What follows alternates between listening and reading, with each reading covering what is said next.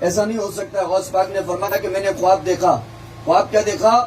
کہ جو جہنم کے دروازے پر جو فرشتے کی ذمہ داری، حضرت مالک علیہ السلام فرماتے میں نے دیکھا کہ میں ان کے پاس پہنچا.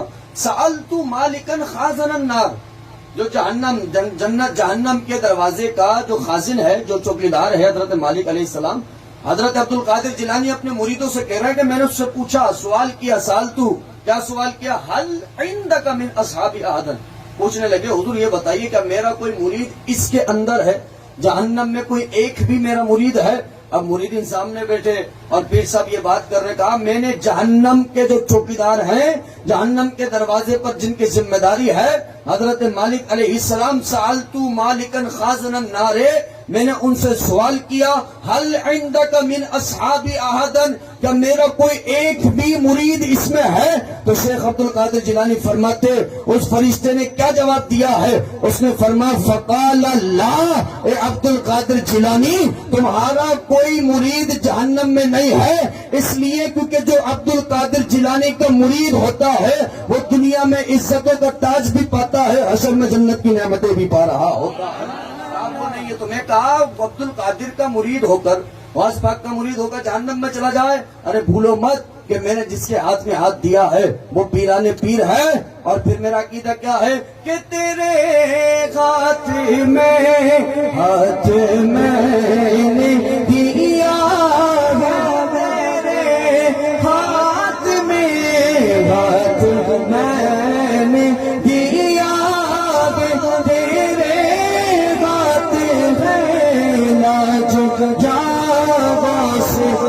آزم امداد کن،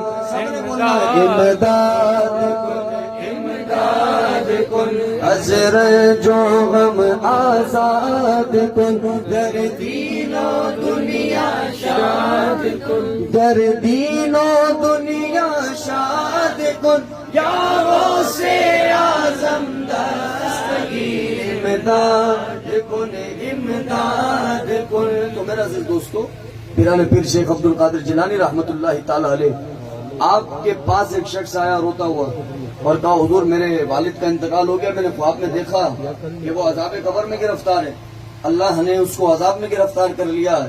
تو شیخ عبد القادر جیلانی نے پوچھا یہ بتائیے اعبر علی مدرسی، کبھی تمہارا باپ ہمارے مدرسے کے دروازے سے بھی گزرا ہے؟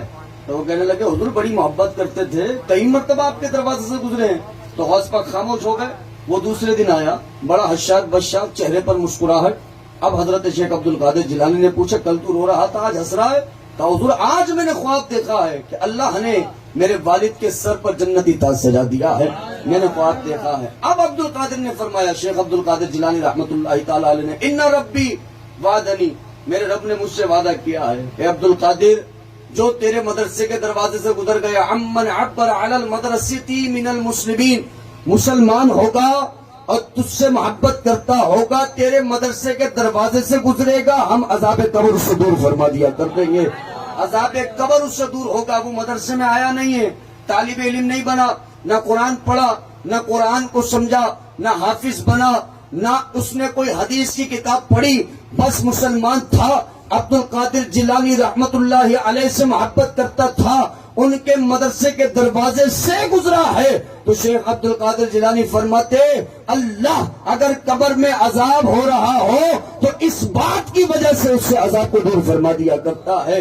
تو میں کیوں نہ کہوں اسیروں کے مشکل گوشہ غوث اعظم، اسیروں کے مشکل گوشہ غوث اعظم، اسیروں کے مشکل گوشہ غوث اعظم، غریبوں کے حاجت روا غوث اعظم، امداد کن، امداد کن، از برد غم آزاد کن، در دین و دنیا شاد کن، یا غوث اعظم دستگیر امداد کن.